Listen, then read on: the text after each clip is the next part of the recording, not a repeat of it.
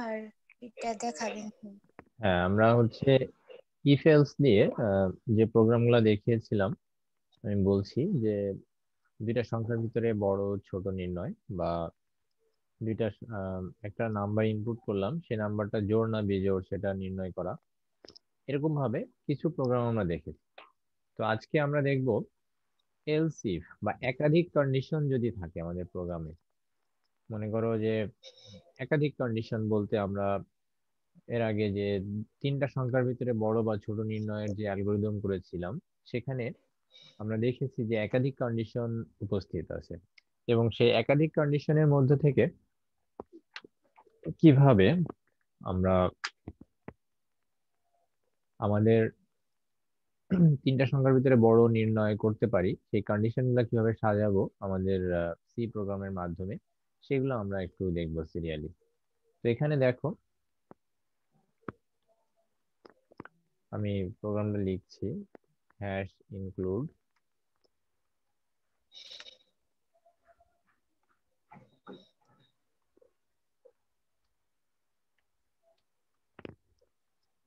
stdio.h integer main।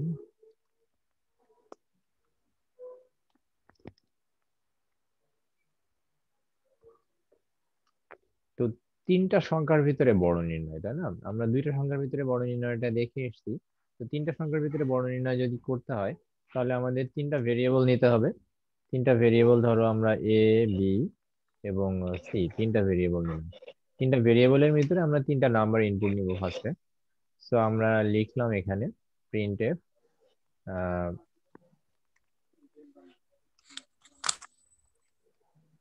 Please enter 3 numbers. Inter the number.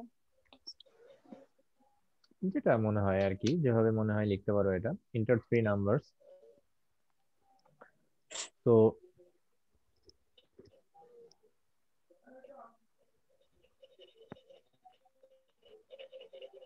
এখন আমরা scanf দিয়ে number তিনটা ইনপুট নিই, হ্যাঁ? তো তিনটা যা নাম্বার যেহেতু আমরা পরপর নিব, পার্সেন্টেজ ডি দিব তিনটা, কারণ এটা ইন্টিজার টাইপের ভ্যালু। সো পার্সেন্টেজ ডি তিনবার দিব, দিয়ে আমরা কমা দিলাম, দিয়ে and A comma and B comma and C. সেভাবে আমরা নাম্বার তিনটা ইনপুট নিলাম।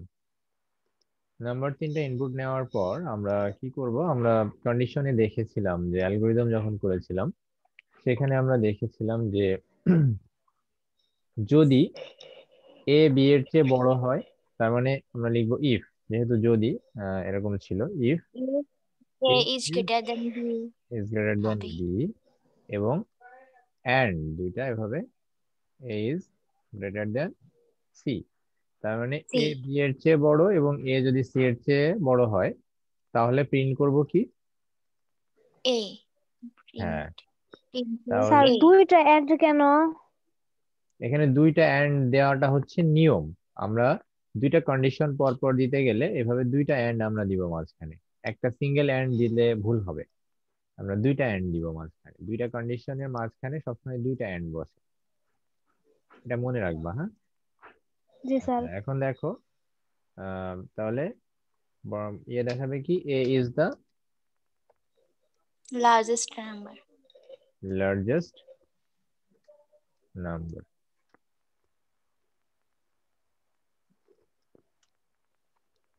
এরপরে লিখবো এলস ইফ, কারণ আগেরটা শুধু এলস লিখেছিলাম, এখন লিখবো এলস ইফ কারণ এখানে আরো কন্ডিশন আছে। Else if B is greater then A A and B is greater then greater than C. C.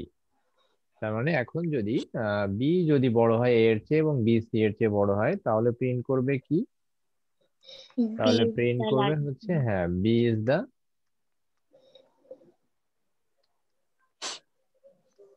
Largest number.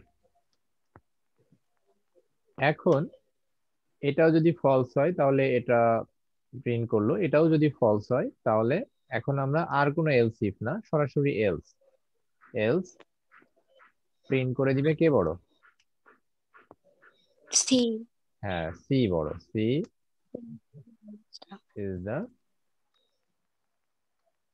Largest number. এই হচ্ছে আমাদের প্রোগ্রাম শেষ। এখন আমরা প্রোগ্রাম শেষ করে দিলাম, আমাদের আর কিছুই করা লাগবে না। সেমিকোলন দেওয়া হয়নি লাস্টে, সেমিকোলনটা দিতে হবে। আচ্ছা, এখন দেখো আমরা রান করছি। প্লিজ ইন্টার 3 নাম্বার, তিনটা নাম্বার ইনপুট করতে বলছে। তো ধরো আমরা দিলাম একটা 12, একটা দিলাম 10, একটা দিলাম হচ্ছে 15। তাহলে বড় কে? সি বড়, তাই না? 15 বড় হওয়ার কথা। তাহলে দেখো C is the largest number. এই যে দেখো, C is the largest number. তাহলে নোটিস করো আমরা কি করলাম এখানে। আমরা আসলে খুবই সিম্পলি এটা করেছি। তিনটা নাম্বার ইনপুট নিয়েছি, নেওয়ার পর আমরা তিনটা নাম্বারের ভিতরে জাস্ট কম্পেয়ার করছি। সেম কাজটা যদি এরকম ভাবে আসে যে তোমাদেরকে বললো যে তিনটি সংখ্যার ভিতরে ছোট সংখ্যা বা স্মলেস্ট নাম্বারটা বের করো, তাহলে আমরা কি করব? এখানে জাস্ট সাইনটা চেঞ্জ করে দিব। মনে আছে আমরা যে অ্যালগরিদমটা দেখিয়েছিলাম? গ্রেটার দ্যানের জায়গায় লেস দ্যান দিতে হবে স্যার। হ্যাঁ, এই যে দেখো আমরা আর জাস্ট ওখানে গ্রেটার দ্যানের জায়গায় স্মলেস্ট লেস দ্যান দিব, নাম্বার গ্রেটার দ্যানের জায়গায় শুধুমাত্র লেস দ্যান দিব, আর এই জায়গায় লার্জেস্টের জায়গায় হবে স্মলেস্ট। Smallest number. এখানেও সেম।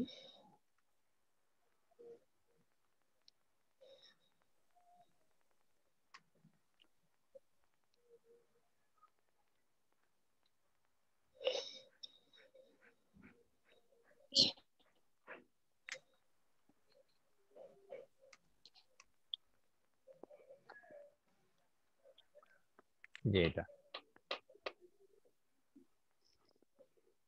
তো এখানে এখন কোশ্চেন হচ্ছে পরীক্ষাতে তোমাদের কিভাবে কোশ্চেন আসতে পারে। দেখো, প্রথমে তোমাদেরকে ছোট দুইটা নাম্বারের মধ্যে দিতে পারে, যে দুইটা নাম্বারের ভিতরে বড় নির্ণয় বা ছোট নির্ণয় প্রোগ্রামটা দিয়ে দিতে পারে। দিয়ে তোমাদেরকে বলতে পারে যে তিনটি সংখ্যার ভিতরে প্রোগ্রাম, বড় নির্ণয় প্রোগ্রামটা তোমরা লেখো। মানে দুইটার ভিতরেরটা দিবে, দিয়ে তোমাদের তিনটার ভিতরেরটা করতে বলবে। মানে উদ্দীপকে বলবে যে দুইটার ভিতরে দেওয়া আছে এটা, এখন তিনটার ভিতরে বড় নির্ণয়ের ইয়েটা লেখো, মানে প্রোগ্রামটা লেখো। মানে আমার কথা কি তোমরা বুঝতে তখন পেরেছো? তো স্যার আমাদেরকে, জি স্যার, তাইলে কি স্যার আমাদের তিনটাই লিখতে হবে পরে? তখন তিনটার জন্য লিখবা, মানে দুইটার ভিতরে যদি এটা দেওয়া থাকে তাহলে তিনটার ভিতরে যদি চাই তাহলে এটা লিখবা, ছোট বা বড় যেটাই চাক সেভাবে লিখবা। আবার অনেক সময় প্রোগ্রাম দিয়ে বলে যে উপরোক্ত সি প্রোগ্রামটির অ্যালগোরিদম লিখো, মানে প্রোগ্রাম দেওয়া থাকবে অ্যালগোরিদম লিখতে বললো। অথবা এটা দেওয়া আছে তোমাকে অ্যালগোরিদম, প্রোগ্রাম দেওয়া মানে অ্যালগোরিদম দেওয়া আছে তোমাকে প্রোগ্রাম লিখতে বলতে পারে। মানে বুঝছো এবার? জি স্যার। আচ্ছা, স্যার যদি দুইটা থাকে তাহলে তিনটা আবার কিভাবে দিব? তো দুইটার মধ্যে দুইটারটা তোমাদেরকে দেওয়া থাকবে আর বলবে তিনটারটা বের করো। তো তিনটারটা এভাবে বের করবা, এই যেভাবে যেভাবে আমি করলাম।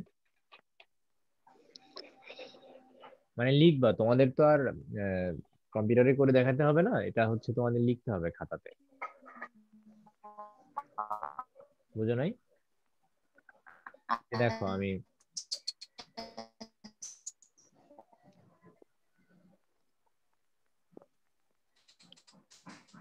দেখাচ্ছি লাস্টে প্রোগ্রাম কিভাবে লিখতে বলবে।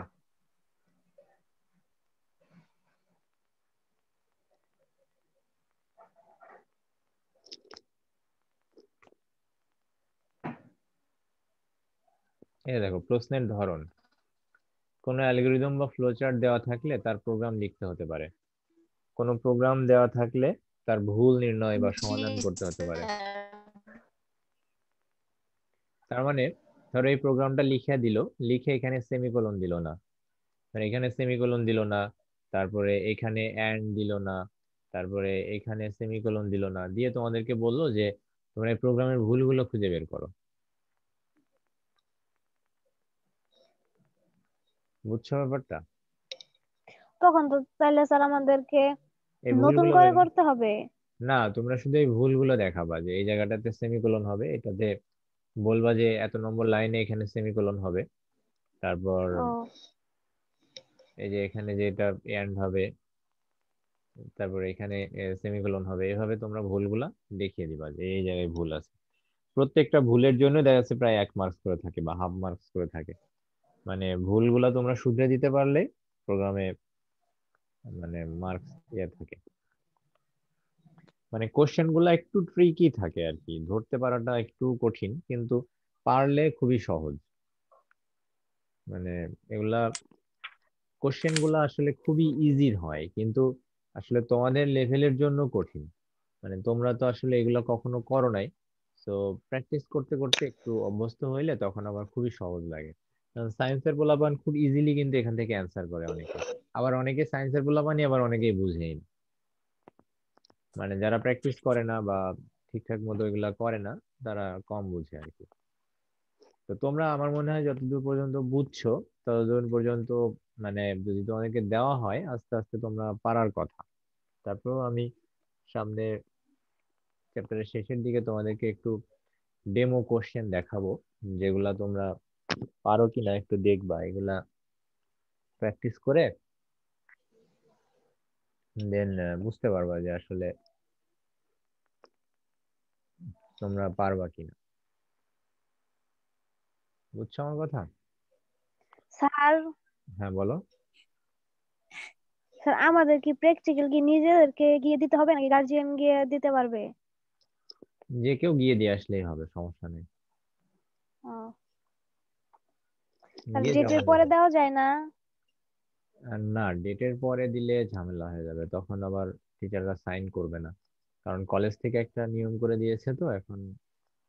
আর তোমাদের প্র্যাকটিক্যাল তো কোন স্যার সাইন করবে? তরুণ স্যার। আমাদের স্যার। তরুণ স্যার। তাহলে স্যারের সাথে কথা বলে দেখতে পারো যে স্যার আমরা পরে দিলে হবে কিনা। জি sir.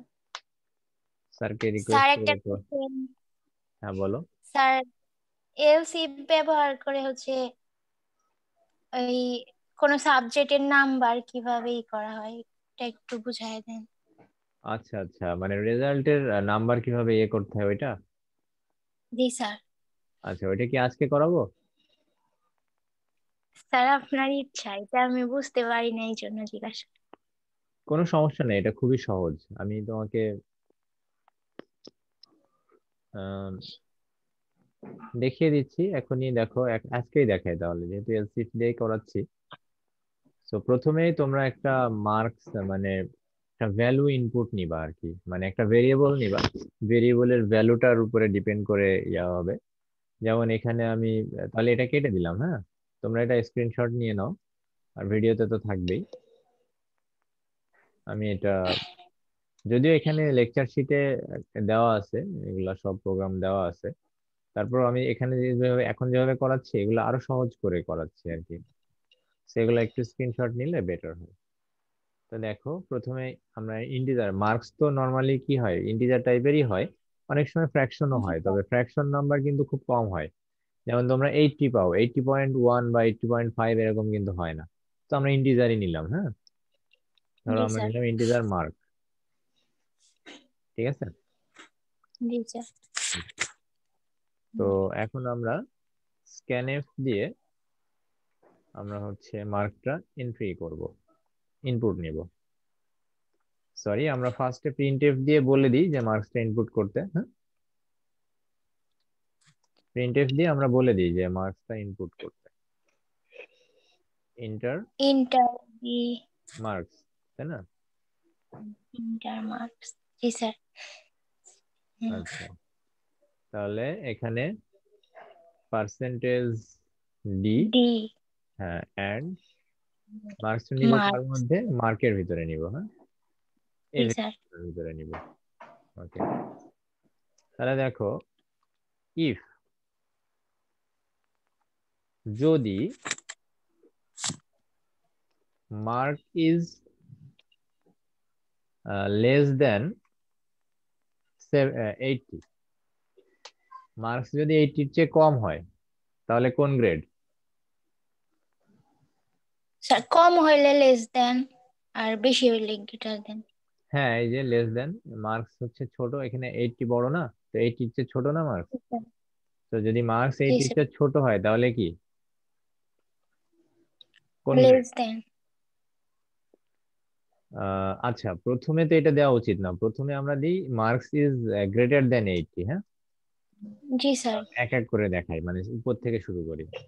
If marks is greater দেন 80, তাহলে প্রিন্ট করবে কি, ইউ গট এ প্লাস। বা এখানে তুমি যা দিবা, এখানে তুমি দিতে পারো যে your marks is A plus, বা you got A plus mark. শুধু প্লাস দিলে চলবে স্যার। হ্যাঁ, শুধু এ প্লাস দিলেও চলবে, যে আমি এ প্লাস দিলাম, শুধু A plus, print F A plus. Okay, এবার দিব else if mark is less than 80,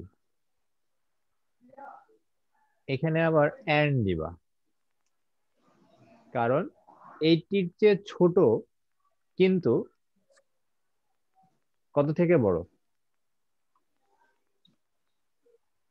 100। But 100 নাকি, 70 থেকে। ও 80 থেকে বেশি, এই কম কিন্তু 70 থেকে বেশি, তাহলে কোন গ্রেড? বড়, তাহলে কোন গ্রেড? গ্রেটার দেন হবে। আরে কোন গ্রেড সেটা বলতেছি। ও এ হবে। এ, এ এ এ, এ গ্রেড। মানে মার্কস যদি 80 থেকে ছোট হয় এবং মার্কস যদি 70 থেকে বড় হয় তাহলে প্রিন্টএফ এ গ্রেড, তাই না? অথবা জি এভাবে স্যার। লিখতে পারে, গ্রেড ইজ এ, আর এখানে লিখবা grade is A plus. A plus. হ্যাঁ, এখন আবার আসো, এলস ইফ কি মার্ক যদি 70 থেকে ছোট হয় এবং 60 হবে 60 এন্ড। থেকে বড় হয়, এবং 60 থেকে বড়, তাই না?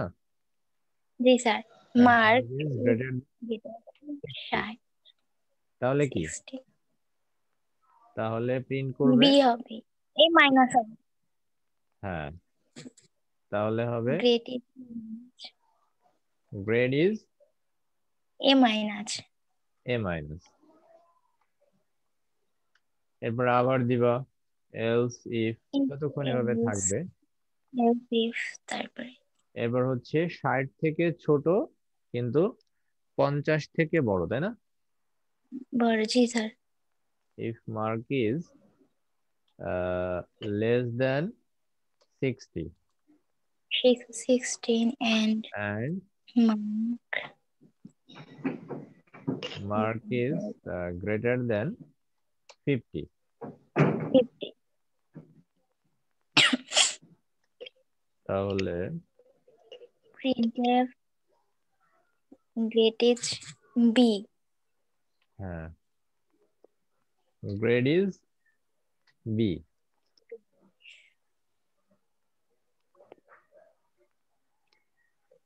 স্যার 33 না আসা পর্যন্ত এভাবে লিখতে হবে। হ্যাঁ, এভাবেই লিখতে হবে, তারপরে দেখো আমি লিখেই দিই, শেষ করি শেষ পর্যন্ত। এলস ইফ লিখলাম, এখন এটা কপি করি। হ্যাঁ,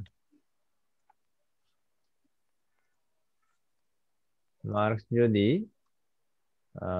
50 থেকে ছোট হয় আর 40 থেকে বড় হয় তাহলে সি হবে। Grade is printf grade is C, তাই না? c। জি স্যার। আচ্ছা, এরপরে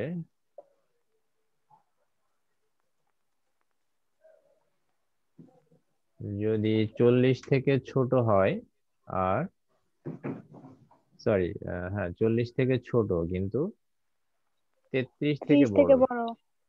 33 থেকে বড় হয়, তাহলে হবে ডি গ্রেড, তাই তো? জি sir, D. Grade is D. এখন এক্স যদি এটা হবে যদি মার্কস যদি 33 থেকে ছোট হয়, মার্কস যদি 33 থেকে ছোট হয়, তাহলে কি হবে? এফ। স্যার ফেল হবে তাহলে। হ্যাঁ, তাহলে গ্রেড ইজ এফ, তাই না? জি স্যার। তাহলে দেখো আমরা এখন দেখি, দেখো ইন্টার মার্কস, মার্কসটা প্রবেশ করাও। তাহলে ধরো মার্কস দিলাম, কত দিবা বলো একটা মার্কস?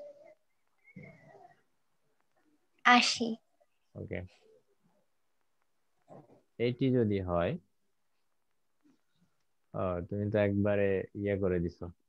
তাহলে এখানে তো আমাদের একটা জিনিস ভুল হয়েছে, মার্কস যদি 80 সমান বা হয়, তাহলে এখানে সমান দিতে হবে না।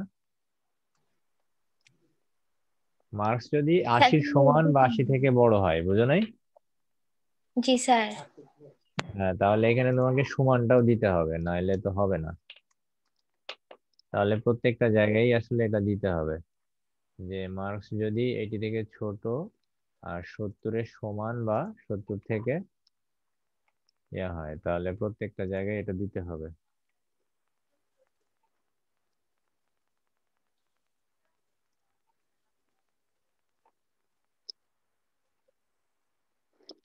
আহ এটাও। আচ্ছা, তাহলে এবার দেখো, এখানে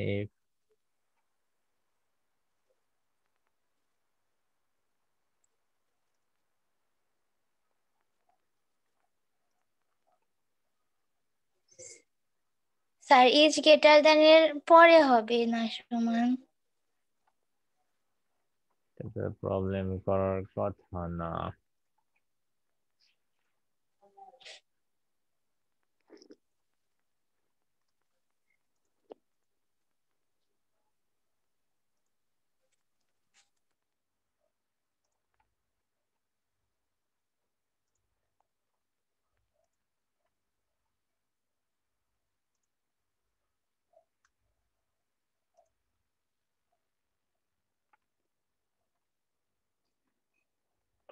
তাহলে মনে করো 80 দিলাম, দেখো গ্রেড ইজ এ প্লাস।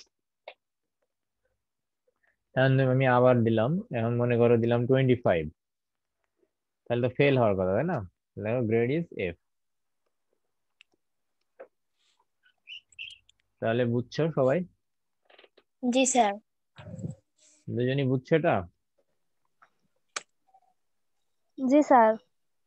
এভাবে করতে হবে আর কি, জিনিসগুলো সহজ, আসলে এত কঠিন না। মানে মনে হয় যে এত বড় কোড বুঝবো কিনা, এখন কঠিন লাগতেছে তোমাদের এগুলা তোমরা। না না স্যার। স্যার। আচ্ছা, তাহলে এখন আমরা এলসিফ দিয়ে আরেকটা প্রোগ্রাম, যে প্রোগ্রামটা তোমাদের আসে, সেটা হচ্ছে লিপিয়ার। সেই লিপিয়ারের প্রোগ্রামটা আমরা একটু দেখবো, হ্যাঁ? তো লিপিয়ারের প্রোগ্রামটা আমরা জি একটু স্যার। দেখে ফেলি আমরা এটা। আহ,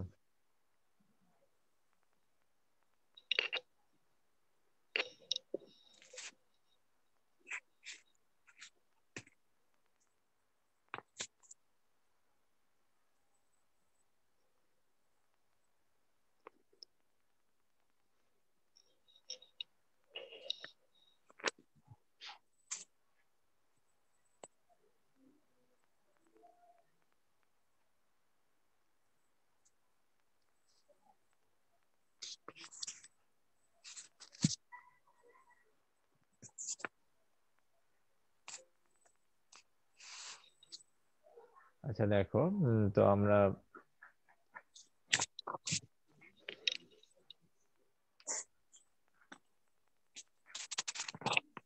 হ্যাশ ইনক্লুড stdio.h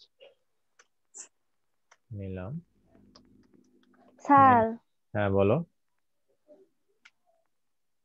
স্যার এটা তো সময় যদি না থাকে আবার নতুন করে জয়েন করলে তো ভালো করে বোঝা যায়, তো যদি মাঝপথে সময় শেষ হয়ে যায়। না, এনাফ টাইম আছে, তোমরা বুঝবা, সমস্যা নেই, এটা সময় বেশি লাগবে না, শেষ হয়ে গেলে আমরা ইয়ে করবো, সমস্যা নেই। তো এরপর নিলাম আমরা হচ্ছে ভেরিয়েবল নিব ইন্টিজার টাইপের ওয়াই, ঠিক আছে। ওয়াই হুম, তো আমরা লিখলাম printf ইন্টার অ্যান্ড ইয়ার, একটা ইয়ার প্রবেশ করাও, মানে একটা বছর লেখো। কার মধ্যে নিব? আমরা নিব হচ্ছে ইয়ার মধ্যে, ওয়াই এর মধ্যে। তাহলে পার্সেন্টেজ ডি, যেহেতু এটা ইন্টিজার টাইপের, অ্যাড এন্ড ওয়াই, ওয়াই এর মধ্যে নিব। ওয়াই। হ্যাঁ। এখন আমরা দেখব যে ওই কন্ডিশন গুলো অ্যাপ্লাই করবো এখন। তাহলে দিব ইফ, যদি Y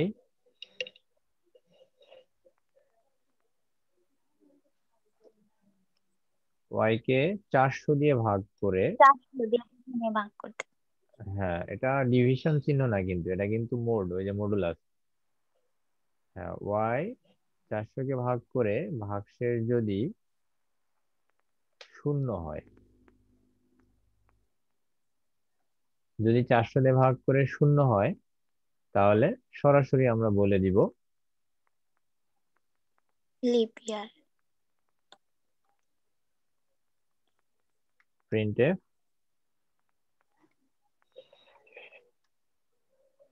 the year is leap year, year. the year is leap year। তাহলে আবার লিখবো else if, যদি এটা না হয় তাহলে আমরা এলসি সেটাকে y কে ভাগ করব, 100 দিয়ে। হ্যাঁ 100 দিয়ে, এবং 100 দিয়ে ভাগ করলে ভাগশেষ নট ইকুয়ালস 0 হবে, তাই না? জি স্যার। নট ইকুয়ালস 0 হবে, এবং সাথে সাথে y কে 4 দিয়ে ভাগ করলে 4 দিয়ে ভাগ। হ্যাঁ ভাগশেষ 0 হবে। 0 হবে। তাহলেও হবে হচ্ছে printf the year is leap year, leap year. ইয়ারটা লিপ ইয়ারই হবে।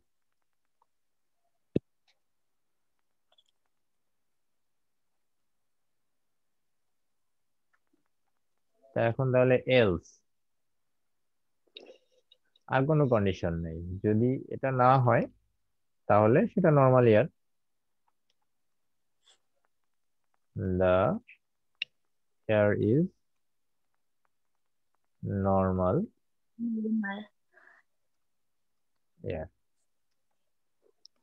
দেখো আমরা এখন রান করে দেখি, ধরো সালটা প্রবেশ করাই, সুন্দর করে দিই। হ্যাঁ, তাহলে সালটা প্রবেশ করালাম, ধরো কত, 2004 দিলাম। দেখো দ্য ইয়ার ইজ লিপ ইয়ার, 2004 হচ্ছে লিপ ইয়ার। এখন যদি তুমি মনে করো দিলা 1969, 1969, দেখো দি ইয়ার ইজ নর্মাল ইয়ার, মানে এটা লিপ ইয়ার না। এখানে নর্মাল ইয়ার না দিয়ে নট লিপ ইয়ার দিতে পারো, not lip year, lip year. The year is not lip ইয়ার।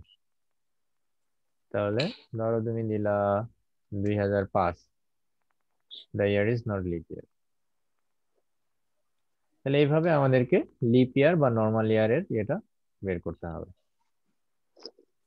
তো ইফ এলস দিয়ে আমরা মোটামুটি এলস ইফ এলস আমাদের যা প্রোগ্রাম ছিল সবই মোটামুটি হয়ে গেছে।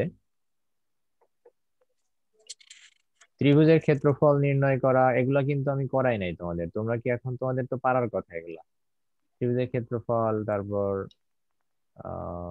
নর্মাল একেবারে যেগুলো ওই যে ফারেনহাইট থেকে সেলসিয়াস, এগুলা পারবা তোমরা? মনে আছে? স্যার স্যার এগুলো মনে কি আছে। পিডিএফ এ দেওয়া আছে? হ্যাঁ, এগুলো পিডিএফ এ দেওয়া আছে এবং এগুলো খুবই সহজ।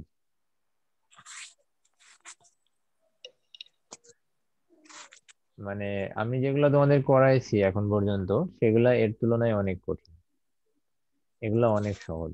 যে আয়তক্ষেত্রের ক্ষেত্রফল নির্ণয়, তারপরে দুটি সংখ্যার মধ্যে বড়, যে দেখো দেওয়া আছে এখানে, তারপর গসাগু নির্ণয়ের জন্য যেটা, সেটা আমরা আজকে করব না। ফর লুপ দিয়ে যেদিন করাবো, ফর লুপের প্রোগ্রাম সব একদিনে করাবো, ফর লুপের প্রোগ্রাম আজকে করাবো না।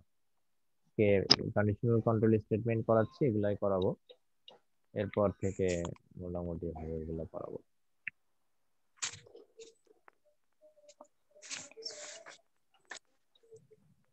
এখন তোমরা বলো যে এখান থেকে তোমাদের আজকে তো প্রোগ্রাম করালাম কয়টা, আজকে মনে হয় তিনটা চারটা মনে হয়। তিন- তো তিনটা। তিনটা কি কি করিয়েছি আজকে? তিনটি সংখ্যার ভিতরে বড় নির্ণয়, ছোট নির্ণয়, তারপর নাম্বার, মার্কস, হ্যাঁ সাবজেক্টের মার্কস হচ্ছে দুইটা। সাবজেক্টে যেটা ওটা, আর এটা, তারপরে মোটামুটি জি চারটা স্যার। ধরা যায়, মানে তিনটা। হ্যাঁ তিনটা। তাহলে আরেকটা হ্যাঁ। করবা আজকে? না স্যার। আচ্ছা, আজকে না করতে চাইলে তাহলে থাক, সমস্যা নাই। এগুলা যেগুলা করাচ্ছি এগুলা কিন্তু বাসায় দেখো, হ্যাঁ দেখে তারপরে এগুলা জি থেকে স্যার। কোনো জায়গায় প্রবলেম থাকলে তোমরা আমাকে জানাও যে স্যার এখানে বুঝতেছি না বা এখানে প্রবলেম আছে। প্রত্যেকটা প্রোগ্রামের খুঁটিনাটি একদম, যেখানে যেখানে যেগুলো আছে, এই যে দাড়ি কমা সেমিকোলন প্রত্যেকটা কিন্তু ইম্পর্টেন্ট। এই যে একটা দুইটা ডাবল ইকুয়ালস দিছি, এর কারণ কিন্তু আমি তোমাদেরকে এর আগেও বলেছি। কারণ ইফ এর মধ্যে যখন আমরা কম্পেয়ার করছি যে এটার ভ্যালু জিরোর সমান, সমান। হ্যাঁ, যদি একটা দাও তাহলে কিন্তু কন্ডিশন কাজ করবে না, মানে ভুল দেখাবে, ঝামেলা হয়ে যাবে তখন। তো এইভাবে সবকিছু মেনটেন করে তোমরা একটু দেখবা, হ্যাঁ। জি স্যার। ওকে, জি আজকে স্যার। এই পর্যন্তই, সবাই ভালো থেকো, হ্যাঁ। আসসালামু আলাইকুম। আসসালামু জি স্যার। আলাইকুম।